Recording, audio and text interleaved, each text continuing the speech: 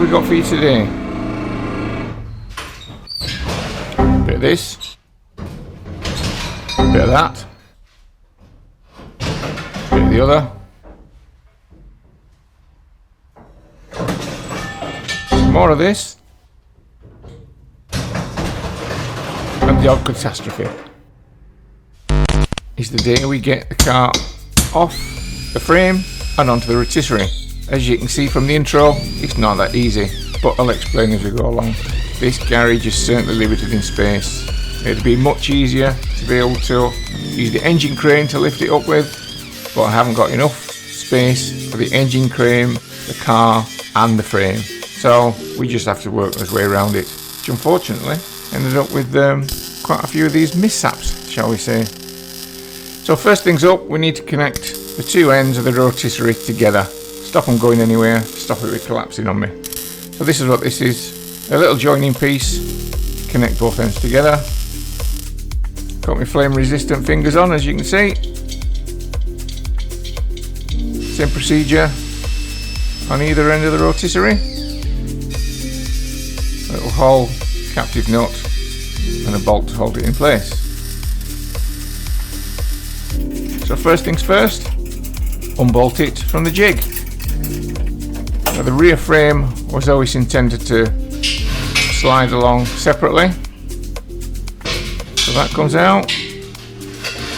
But the middle and the front are actually welded to the frame. So we have to cut those off. How do we get the frame out from underneath the car and onto the rotisserie? Clearly a bit of brute force and plain ignorance. Well, we just work it out as we go along. Some of it not done too well, but hey, not really damage the car at this point. We just need to get it off, get this frame out of the way, and now it's a bit of garage Tetris.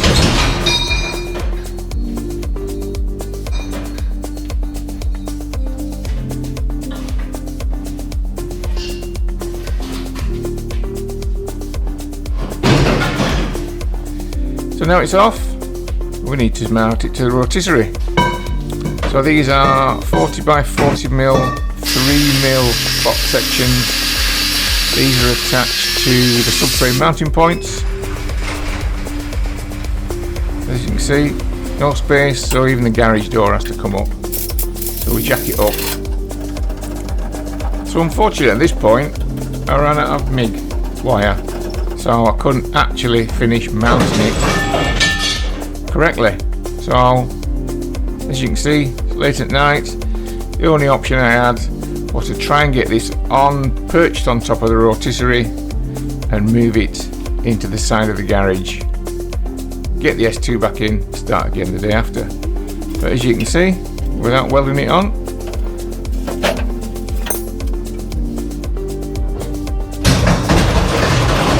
falls off pretty fucking easily. Anyway, all we have to do is get it moved to the side and out the way. But yeah, really not that easy. So after it coming off twice, we came up with a plan.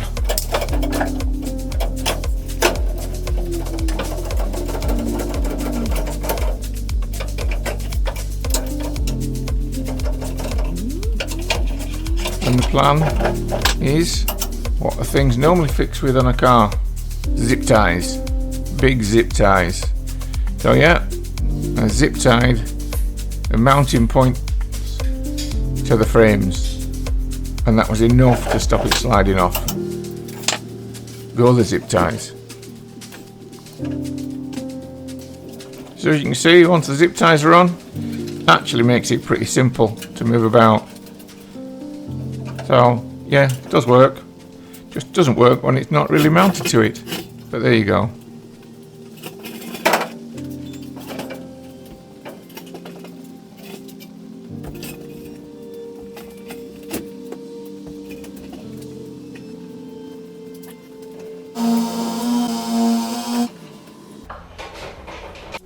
Day 2.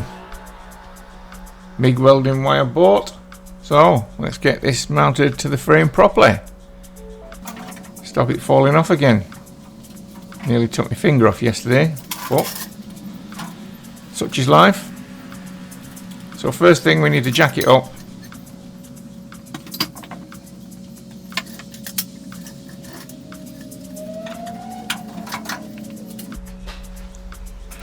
And you can see there the zip ties holding it in place. We need to weld these on permanently and then get the rear frame on. Fell off at the drop of the hat yesterday. Fuck me, can't get the zip tie off. Sod's law. So clamp it on. Make sure it's even.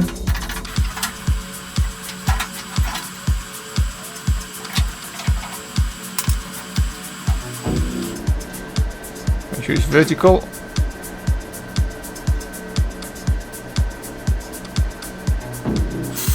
Stack it in place and then give it a good welding.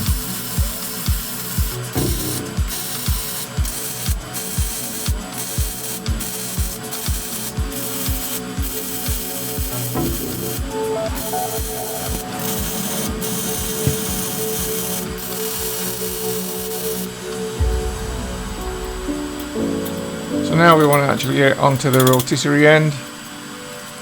So I'll set the height roughly where I think it should be, jack it up,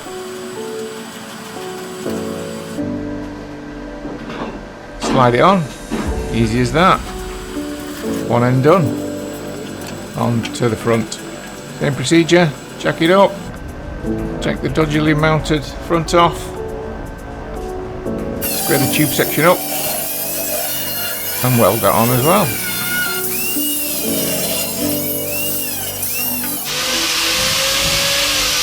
Here we using the height adjustment to make it easier to put on. Again, nice good thick welds on the 40mm, 3mm box section. These are plenty stiff enough. They're pretty hefty. So as you can see, that balance section you can screw up and down, and there we go. So now to connect the two halves together.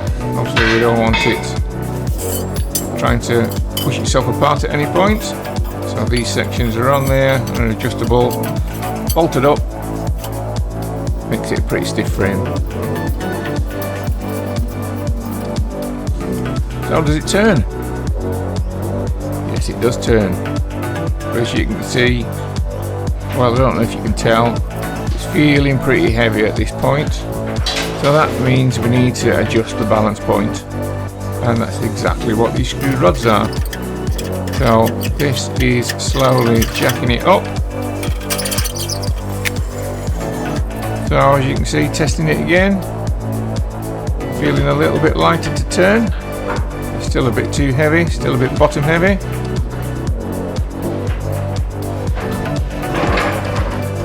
So up it goes some more. And the more up it comes, the easier it's starting to get to rotate.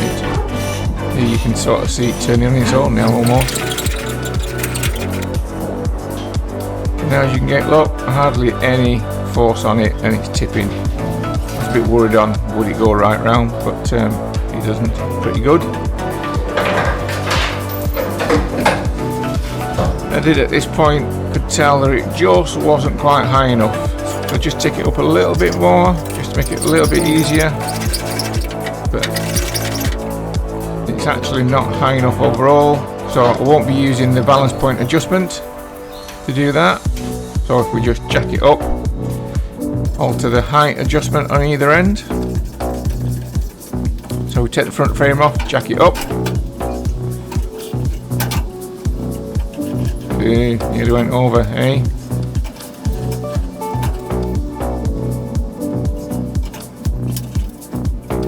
Precarious. We like to live dangerously. As I say, we've taken it up to the next height adjustment. Then you've done the same to the back. Jack it up.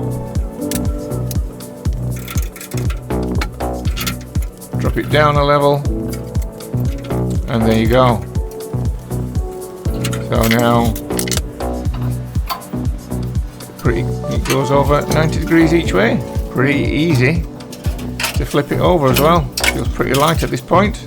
So yeah, happy overall. Now can I actually fit it in the garage? So what I'm trying to do is fit it in its normal place over in the far side of the garage. So we're seeing if it fits. And we'll find out shortly that it doesn't fit.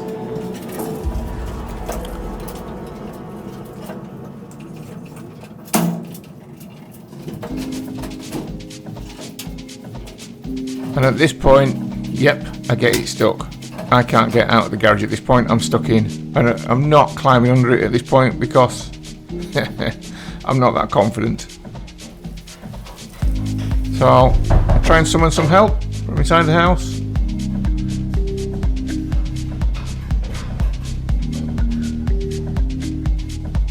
No help is coming. So how do I shift this fucking massive steel article?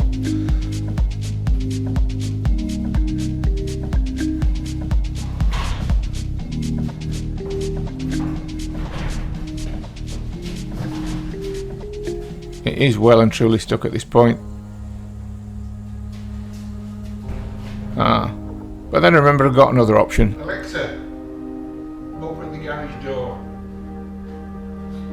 So there you go. Alexa to the rescue and get out again. So at this point we decided to put it at the other side of the garage where there's a little bit more room. The reason why I can't fit it in actually is what's behind the car is the tube bender. The tube bender is attached to the floor. I will take the tube bender out of the garage for now. Don't need it there permanently. And then we'll shift this back across into its home. All done. Pretty happy with that. Don't think it's going to kill me. I think it's pretty sturdy. Cheers.